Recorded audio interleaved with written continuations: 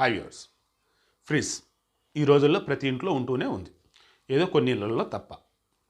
అయితే ఈ ఫ్రిడ్జ్లకు సంబంధించి నేనేం చెప్పబోతున్నాను, ఫ్రిడ్జ్లో కొన్ని వస్తువులు పెట్టవచ్చు, కొన్ని వస్తువులు పెట్టకూడదని అంటూ ఉంటాను.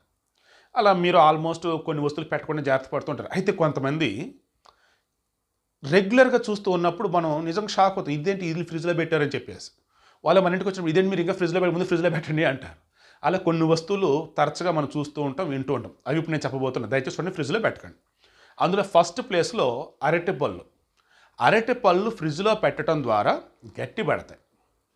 అవి రూమ్ టెంపరేచర్లో ఉంచడం ద్వారా చక్కగా మగ్గుతాయి అండ్ చక్కగా పండుతాయి. అట్ ది సేమ్ తినడానికి కూడా చాలా మంచిది. ఈ అరటి పండ్లని ఫ్రిడ్జ్లో ఉండటం ద్వారా గట్టి పడటమే కాకుండా దానిలో ఉన్నటువంటి ఈ నేచురల్గా ఉండాల్సినటువంటి ఏవైతే ఉంటాయో అవన్నీ కూడా నశిస్తాయి. తద్వారా అరటిపళ్ళు ఫ్రిడ్జ్లో పెడతాం ఓ రకంగా విషంతో సమానం అన్నట్టు లెక్క. సో అరటిపళ్ళని ఫ్రిడ్జ్లో పెట్టుకోండి, నెంబర్ 1. ఓకే, ఇక నెంబర్ 2, నూనె.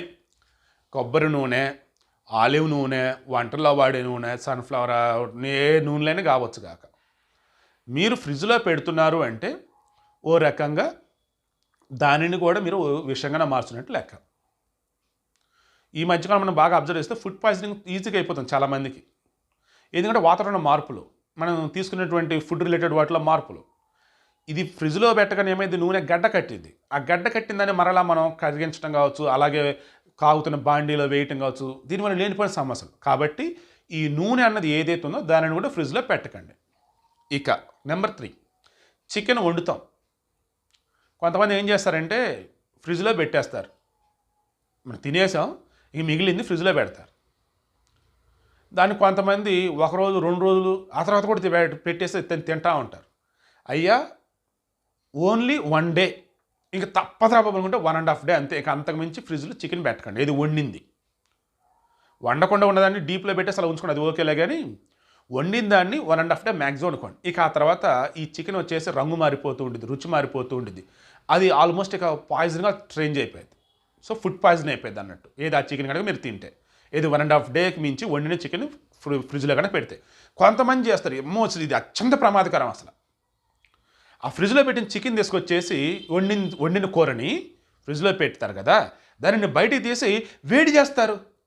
ఓవెన్లో పెడతామో లేదంటే స్టవ్ మీద పెట్టి వెలిగించేసి వేడి చేస్తారు. బాబోయ్, నేను మరలా చెప్తున్నా, గతంలో అలా చేసి చనిపోయిన వాళ్ళు సైతం ఉన్నారు.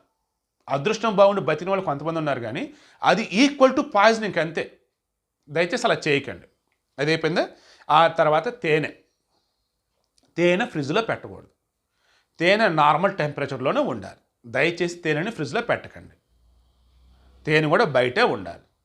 ఫ్రిడ్జ్లో కనుక పెడితే దానికి ఉన్న పోషక విలువలు పోతాయి, ఈవెన్ అది కూడా విషంలాగా మారే అవకాశం అయితే ఉంటుంది. ఇక తర్వాత కాఫీ పొడి. ఈ కాఫీ పొడిని కూడా ఫ్రిడ్జ్లో పెడుతుంటారు. ఫ్రిడ్జ్లో పెడతాం వల్ల ఏమైందంటే కాఫీ పొడికి దానికి ఉన్నటువంటి ఆ నేచురల్ ఫ్లేవర్ ఏదైతే ఉంటుందో, స్మెల్, వాసన, అదన్నది పోతుంది. దాన్ని బయటే ఉంచండి, కాఫీ పొడిని లోపల పెట్టకండి. సో ఇప్పుడు నేను చెప్పిన వాటితో ఇవి కాకుండా ఇంకా మరికొన్ని ఉంటాయి.